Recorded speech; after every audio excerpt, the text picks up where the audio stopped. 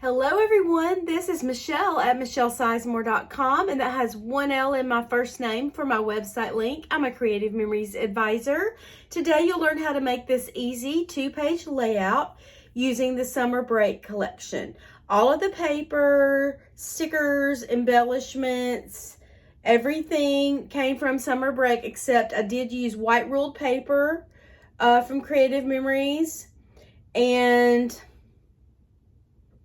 white cardstock, and that's it. Everything else, oh, and I did use a piece of yellow cardstock here, but everything else was from summer break. I'm gonna talk about this for just a second and then I'll set it aside. I really like this layout. It kind of draws everything down and in, and then it creates a nice border on 3 sides of just bright sunshines. So we basically cut the blue a little bit smaller than the yellow and white on the outside. And I made this sketch, and I'll just review the measurements for you. And I'll hold it up here so you can see. I did scratch out this and change it because it was better at this size. But the outer paper, the sunshines, is of course 12 by 12. And then this light blue is 11 by 11. And then this darker blue, the water, is 10.5 by 10.5. So those are the paper measurements.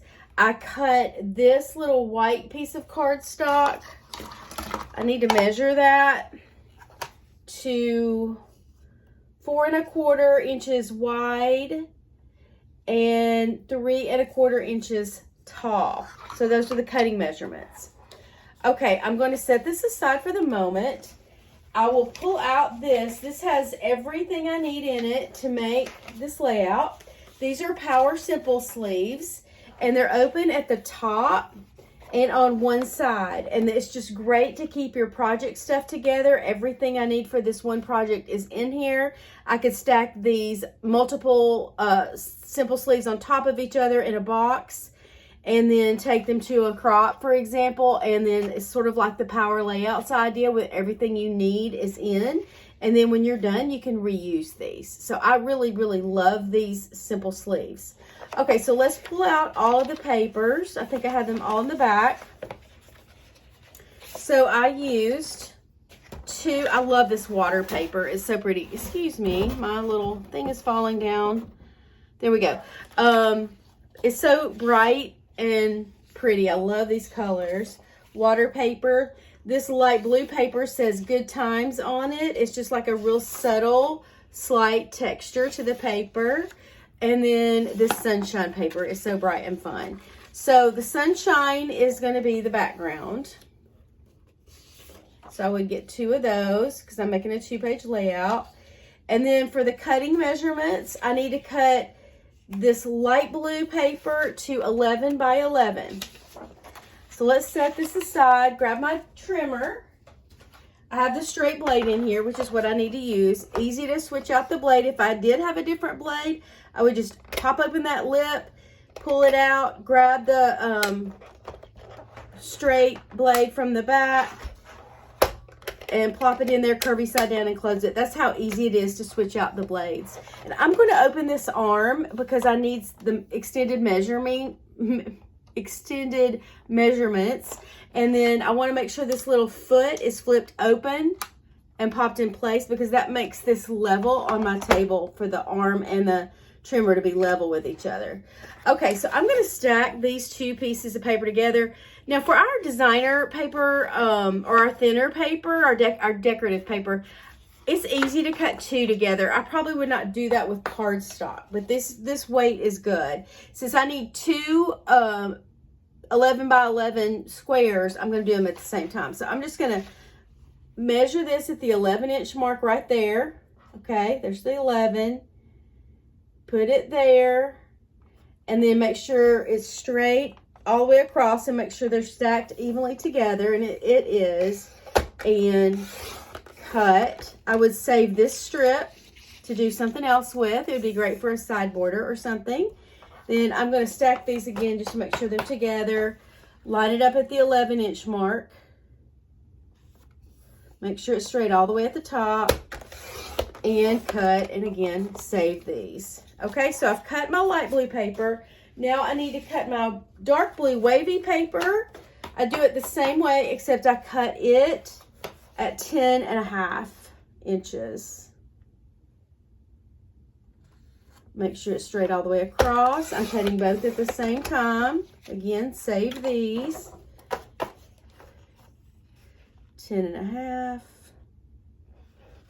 Make sure it's lined up at the top, and cut and save these, okay? All right, so I've done all of my paper measurements for the main part. So I'm just gonna do the left-hand side page. Well, I'll lay it out, but I'll just mount the left-hand side together because I don't want to waste my paper and I want to be able to reuse this paper.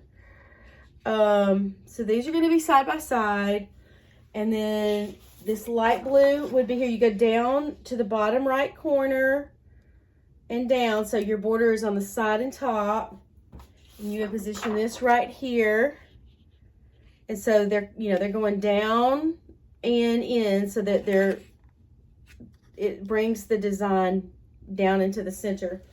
And then you're going to do these on top here and here. So this is going to be what the layout will look like, but I'm just going to actually mount together one side just so I don't waste paper and stuff. So I'm going to grab a repositionable tape runner, and I'm going to put that on the back of this light blue paper in just little dabs, maybe about 4 dabs on each side, and definitely grab the corners, and then maybe 4 or 5 dabs in the middle. So again, and this is a directional paper. It says good time, so I want to make sure the writing is going in the correct direction, and it is. So I'm going to come down and over. You just want to make sure none of your sunshine paper shows past the edges, and then it's even there. And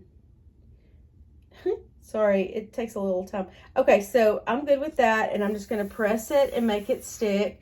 And then I'm going to do the same thing with this. Now, I do want to say something.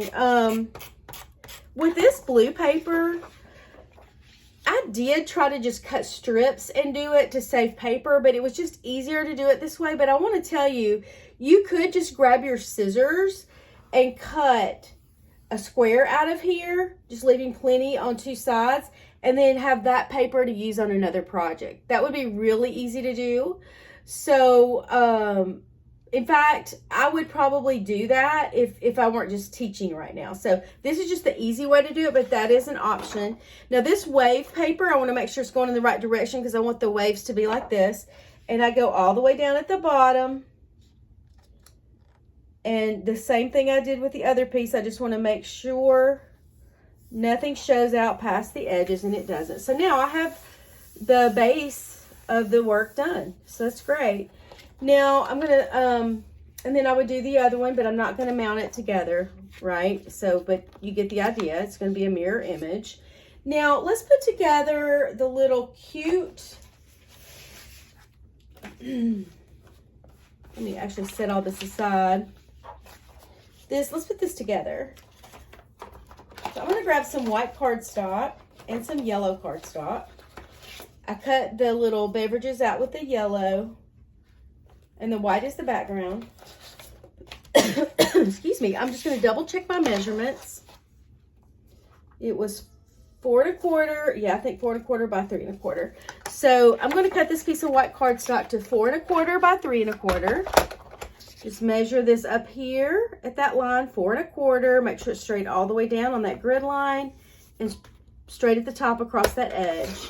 So that's 4 1/4. Flip it one way and do 3 1/4. I think I did 4 1/2. Did I do? Yeah. Sorry, I did 4 1/2. I was just talking. All right, 4 1/4, not 4 1/2. Check your measurements. By 3 1/4. There we go. I'm glad I caught myself on that. And that fits right there. That's perfect. Now I'm going to cut a little bit of this border maker strip out. I don't need a whole 12-inch piece, but I'm just going to cut a little bit. And I'm going to open this up. This is my paper tray holder. Open this. Wow, I'm backwards here. Okay, so open up my paper tray holder. Boom, there we go. I've used it 100,000 times. I don't know why I went blank. So open that and pop it in place. Open your arm and then put your cardstock in here. And it needs to line up with all the edges all the way around. And close it. Flip this back in. Pop it in place. This Border Maker cartridge is called Thirst Quencher. I'll make sure you can see it pretty well. And I'm going to show you how to take the cartridge out and put it back in. You just push that button and kind of give it a little nudge from the bottom with your thumb to take it out. And to put it back in, you hold this. You don't want to be holding on the top. You hold this, and it's going to make that pop up and pop it in place. And these two little metal pieces are sticking out. That's how to switch out your cartridges. And then you put your cardstock in the slit right here. I start at the bottom closest to me. And then make sure my notches match up. And when they do, everything fits together underneath like a puzzle. And then you just cut and you pull it out a little bit, plop it back in place. The notches match up and punch. Pull it out, the notches match up, plop it in place and punch.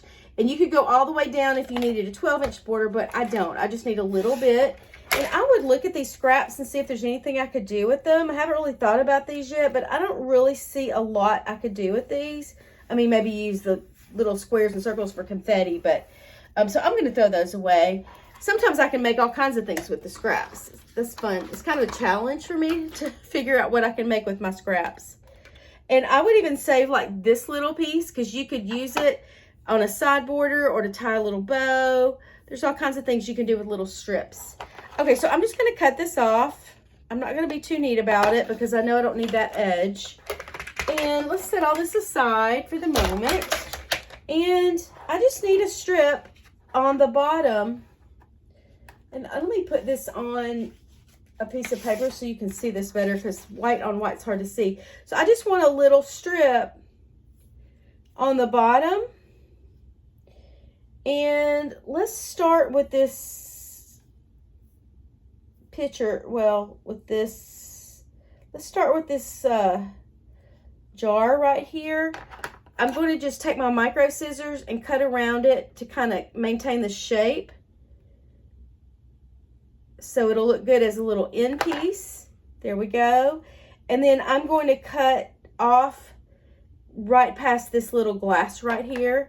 And again, I just want to follow the design so it looks like I didn't even cut it. And the micro scissors really do work best for that because they're so sharp. And they're tiny, so they get in increment spots. Now, I want to show you guys this. You can, these are silicone mats that Creative Memories has, and they are wonderful. They come in a set like this. I want to tell you, though, if you were to look on my website, you won't see those there. They're not on the website for clients, unless you're an advisor.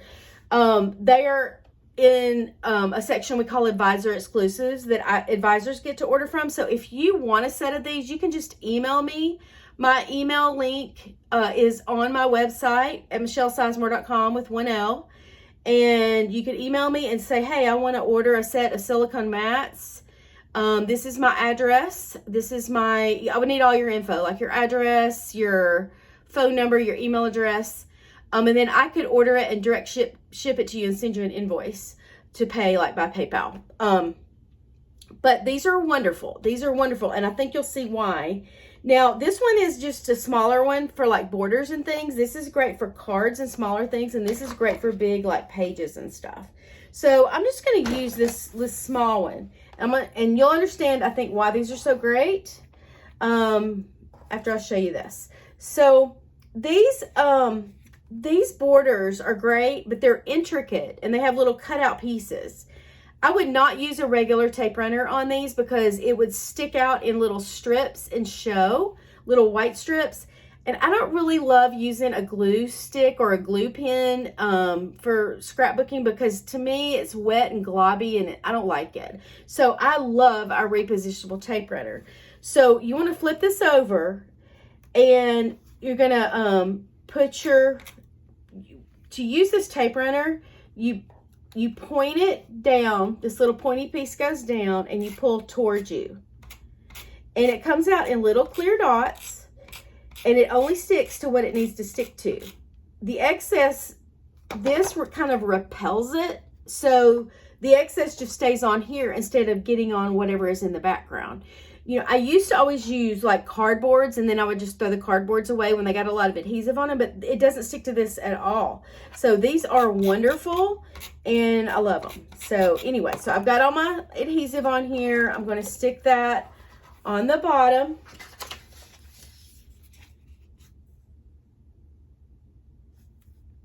Just gives a cute little, let me come over just a little bit. It gives it a cute little bottom border. And I'm just going to rub, there are a few little clear dots of adhesive that you can see, and you just rub them off until you don't see them anymore. Okay, and then I'm going to find my sticker and my embellishments and add that. This is the embellishment. It's so cute. It's already put together in a cluster, which is nice. So I didn't have to think about it. And then the sticker I used is this one. It says Slices of Summer. So I'm not going to actually mount all this together because I don't want to waste my stickers. But you can see what they would look like. It'll be put together like this, where I would mount the Slices of Summer down, and then I would put some repositionable tape runner on the back of this and mount that down until it looked like this. So I'm going to save this so I can use it again on something else, because I really do love this collection, so I'm using it on a lot of things. Okay, so that's how to do that. I've already mounted together all the papers, and the only other thing you need to do is add this strip of flip-flop stickers on the bottom, and this is a border that's the perfect size for a scrapbook page. So you would just peel that off and stick it on the bottom. And then you would cut your photos. So these are the measurements for the photos. And if you need to slow the video down, you can slow it down and jot those measurements down. But they're right here, the photo size and the mat size. So what I like a skinny mat generally. So what I always do is if a photo is a 4x5, I would cut the mat to 4 1/4 by 5 1/4. And then it would be the perfect size for a skinny mat. And I would just cut that with my trimmer, just like I showed you how to cut this. So it's a pretty easy layout. I really like it. And it's very versatile. I've used it to make a lot of different things, and I will do some other videos, revisions of this. I did a graduation page. I did a 4th of July page, picnic page. I don't remember. You could do anything, you know. And so once you have a sketch, you can just make it your own. And wow, sorry. I'm trying a new system. I got a new light, and I had to prop this piece of foam board up so you wouldn't see the legs. I'm going to come up with something better, but for now, that's what it is for this weekend. Anyway, I hope you like this idea, and if you have any questions, you can email me at michellesizemore.com. My email address is on my website. That's not my email address, but you can find me there. You can order on my website there, and I hope you all have a wonderful day and a happy summer. Bye.